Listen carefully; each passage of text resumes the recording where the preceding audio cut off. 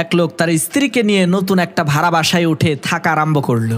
সকালবেলা যখন তারা স্বামী স্ত্রী দুইজনেই নাস্তা করতে বসলো, তখন লোকটার স্ত্রী ঘরের জানালা দিয়ে প্রতিবেশী এক মহিলার কাপড় রোদে শুকাতে দেখে বলতে লাগলো, হায় হায় সর্বনাশ, এই প্রতিবেশী মহিলা কি নোংরা গো, সে তো ভালো মতো কাপড়ই ধুইতে জানে না, দেখো কাপড়ের মধ্যে কত ময়লা লেগে আছে।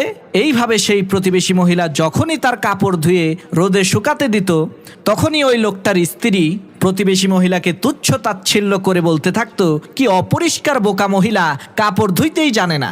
এইভাবে চলে গেল 1 মাস। একদিন হঠাৎ করে সেই লোকটার স্ত্রী জানালা দিয়ে দেখতে পেল সেই প্রতিবেশী মহিলার কাপড়গুলো খুবই পরিষ্কার পরিচ্ছন্ন দেখা যাচ্ছে। তখন সেই লোকটার স্ত্রী লোকটাকে বলতে লাগলো, এতদিনে মনে হয় ওই প্রতিবেশী মহিলা কাপড় ধোয়া শিখে গেছে। স্ত্রীর এই কথা শুনে সেই লোকটা বলতে লাগলো, আরে না, প্রতিবেশী মহিলা কাপড় ধোয়া শিখে নাই, বরং তুমি যে জানালা দিয়ে ওই প্রতিবেশী মহিলার কাপড়গুলোকে দেখো, আজকে সকালবেলা আমি ওই জানালার কাজ পরিষ্কার করে দিয়েছি। এই জানালার কাজগুলো অপরিষ্কার ছিল বলেই তুমি ওই প্রতিবেশী মহিলার পরিষ্কার পরিচ্ছন্ন কাপড়গুলোকে নোংরা মনে করে উপহাস করতে।